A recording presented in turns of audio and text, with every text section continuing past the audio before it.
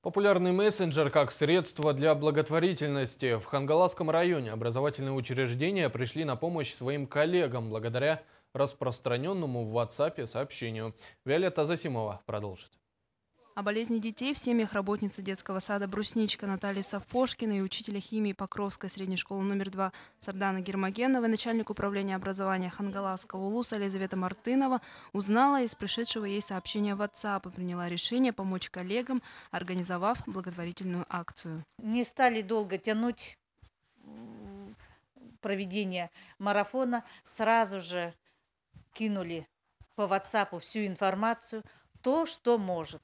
Для организации ярмарки продажи сегодняшнего торговли, для проведения марафона, для обеспечения концертными номерами. Обоим детям, 10-месячному Жене Сафошкину и годовалой Нарье Гермогеновой, диагностировали онкологическое заболевание. Вместе с мамами они уже вылетели в Москву для проведения операции. Все люди откликнулись, все предлагают внести свою помощь. Детские сады, школы, родители наших воспитанников, родители тех воспитанников, которые уже не посещают детский сад.